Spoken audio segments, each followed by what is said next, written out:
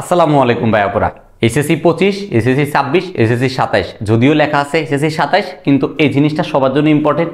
এই পাস্টের পার্টটা সবার জন্য ইম্পর্টেন্ট। কারণ কি লেখা আছে কি নিজেকে সময় দিন, চাপ নয়। এই জিনিসটা ভাইয়া আরও সহজ বাংলা ভাষায় আমি যদি বলি সেটা হলো নিজে খুশি থাকলে ভাইয়া দুনিয়া খুশি, নিজে খুশি না থাকলে দুনিয়া কোনোভাবে আমাকে খুশি করতে পারবে না। ঠিক আছে? এখন নিজের খুশি কিভাবে আমরা দিব? তুমি একটা ভালো রেজাল্ট করতে পারবা, তোমার যে স্যাটিসফ্যাকশনটা হবে এই জিনিসটা আদার্স মানুষের স্যাটিসফ্যাকশন হবে না। তুমি একটা ভালো কাজ যদি আজকে করো, মনে করো রাস্তায় একটা মানুষ খুব খারাপ অবস্থা, এখন তুমি এই মানুষটা কি করছো, একটু খাবার দিছো, সে খাইছে, খাওয়ার পরে যে হাসিটা দিছে এই হাসিটা আদার্স মানুষজন দেখলো না, কিন্তু তুমি দেখছো, তখন তোমার যে স্যাটিসফ্যাকশনটা কাজ করবে ভাইয়া, এই জিনিসটা দুনিয়ার কোনো কিছু দ্বারা তোমাকে খুশি করতে পারবে না। এখন দেখো তুমি কোনো একটা মানুষকে হেল্প করলে সেই মানুষটা যে হাসিটা তোমাকে দেয় এই জিনিসটা দেখার পর ভাইয়া দেখবা অনেক বেশি শান্তি তোমার লাগতেছে। তাহলে নিজের স্যাটিসফ্যাকশনকে গুরুত্ব দিবা, দেখবা আদার্স মানুষ কি বলছে না বলছে এগুলো নিয়ে কোনো মাথা ব্যথায় থাকবে না।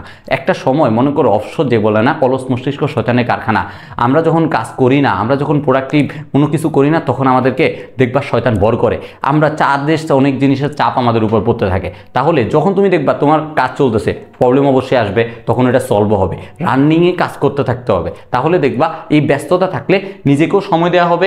এই যে চাপ নেওয়া যাবে না যে আমি ভাইয়া সারাদিন আমার অনেক কাজ, এটা যদি ভাবো তুমি তাহলে দেখবা কোনো কাজই তোমার ঠিকভাবে হচ্ছে না। যদি তুমি মনে করো আমি সকালবেলা আজকে সারাদিন ক্লাস করছি, এরপর আসি আমার এই কাজটা করছি, আমি যদি মনে করতাম বিছানায় শুয়ে আছি আমার দ্বারা হবে না, শেষ, কোনো কাজই কিন্তু আজকে হবে না। তাহলে তোমাকে অবশ্যই মাথায় রাখতে হবে যে ভাইয়া আমার দ্বারা হবে, আমি পারবো এবং এই কাজগুলো আমার কমপ্লিট করতে হবে, এবং সুপরিকল্পনা মাফিক কাজগুলো সম্পূর্ণ করতে পারবা এবং খুব সুন্দর একটা আউটপুট পাবা। এখন ভাইয়া তোমাদেরকে আসো কিছু কথা বলি। সবাই আজ জুয়াল বলে ভাইয়া ভুল করছোস কেন, তোকে মারবো, তোরে পিটাবো। আমি বলবো বেশি বেশি ভুল করা একটা গুণ। কখন ভাইয়া বেশি বেশি ভুল করা একটা গুণ? তখনই যখন তুমি এই ভুল থেকে শিক্ষা নিতে পারবা। যখন মনে করো আমি ভুল করছি, আমি আজকে সকালবেলা মনে করো কি আমি একটা মিথ্যা কথাই বলছি, কারণ আমার যদি সেই জিনিসটি ইউটিলাইজ হয়, আমি যে একটা মিথ্যা কথা বলছি, দেখবা আমার তখন অপরাধী বোধ আসবে।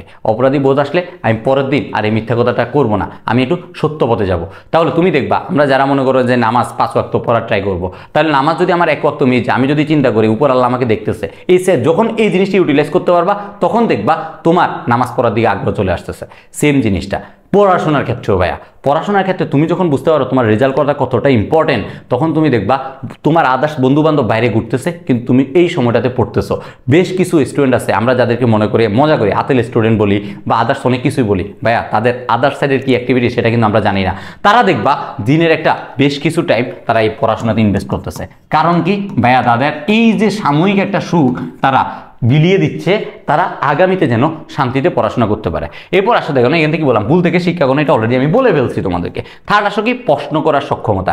এখন ভাইয়া একটা ক্লাস আমি নিচ্ছি, তুমি আমাকে কোশ্চেন করতেছো, ভাই আপনি কেমন আছেন, ভাই আপনি কোথায় ঘুরতে গেছেন, ভাই আপনি কোথায় পড়েন, ভাই আপনি কি খাইছেন, ভাই আপনার কাছে কোন পিৎজা খাইতে ভালো লাগে না বার্গার খাইতে ভালো লাগে। এটা কিন্তু তোমার প্রশ্ন করার সক্ষমতা না, এটা হলো তোমার প্রশ্ন করার অক্ষমতা। ঠিক আছে? প্রশ্ন করার সক্ষমতাটা কিভাবে করতে হবে? একটা টাইপ ভাইয়া বুঝাচ্ছে, এটা টপিক্স তোমাকে বোঝাচ্ছে, ওই টপিক্স রিলেটেড কোশ্চেন করতে হবে। এখন ভাই এই টপিক্স রিলেটেড কোশ্চেন তুমি তখনই করতে পারবা যখন তুমি ভাই ক্লাসটা খুব মনোযোগ দিয়ে করতে পারবা। এখন আরেকটা জিনিস এই জায়গায় তোমাদেরকে একটু আদার্স এই টপিক্সের বাইরে একটু তোমাদেরকে বলে রাখি, ভিডিওটা নেওয়ার টাইমে হঠাৎ করে মনে পড়ছে।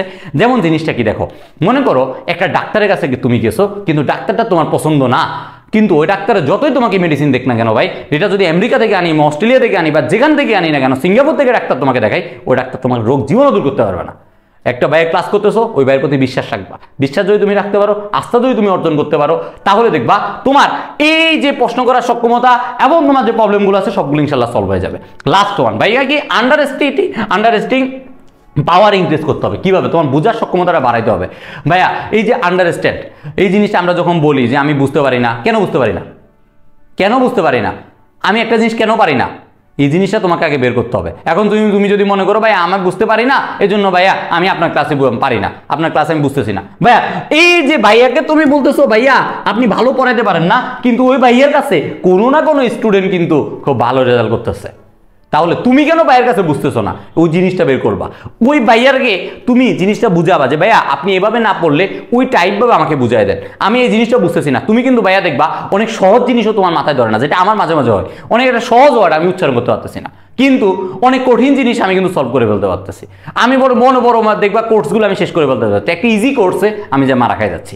কেন মারা খাচ্ছি ভাইয়া? এই জিনিসটা আমাকে আগে বের করতে হবে। কেন তুমি ভুল করতেছো? এই জন্য বললাম বেশি বেশি ভুল করা একটা গুণ। ঠিক আছে, যত বেশি ভুল করবা তত বেশি বুঝতে পারবা, তত বেশি তুমি ওই জায়গাটা সলভ মানে কারেকশন করে ফেলতে পারবা। এই যে কারেকশনগুলো আছে সেগুলো তুমি খুব বা দ্রুত তুমি সলভ করে ফেলতে পারবা। এখন ভাইয়া আসো যে এই সব কিছু তুমি করবা কখন তুমি করতে পারবা, যখন তুমি পড়াশোনা করবা। এখন তুমি যদি পড়াশোনাই না করো ভাইয়া, তোমার ভুলও হবে না, তোমার সঠিকও হবে না, কিছুই হবে না। তাহলে কি করতে হবে ভাইয়া, রেগুলার পড়াশোনা করতে হবে, রেগুলার পড়াশোনা করতে হবে। এখন আরেকটা জিনিস হলো কি, তুমি মনে করো আজকে তুমি 2 ঘন্টা পড়ছো, পরের দিন 2.5 ঘন্টা পড়ছো, এরপরের দিন তুমি 3 ঘন্টা পড়তে পারবা। কিন্তু এর মধ্যে যদি তুমি আবার একদিন ব্রেক দিয়ে দাও তাহলে দেখবা তোমার 7 দিন নষ্ট হয়ে যাচ্ছে। যদি 1 ঘন্টা করে পড়ো তাহলে রেগুলারই 1 ঘন্টা করে পড়ো, 2 ঘন্টা করে পড়ো অবশ্যই রেগুলারই 2 ঘন্টা পড়ো। পড়ার টেবিলে বসতে হবে, পড়ার টেবিলে বসলে ইনশাআল্লাহ এই যে নিজে খুশি থাকবা, দুনিয়া খুশি থাকবে, রেজাল্ট ভালো হবে, সবকিছু ইনশাআল্লাহ ভালো করতে পারবা। এখন থেকে ভিত্তিটাকে স্ট্রং করো, আশা করি তুমি এই পুরোটা সেশন তুমি খুব ভালোভাবে যেতে পারবা এবং একটা শেষ হাসি তুমি ইনশাআল্লাহ দিতে পারবা।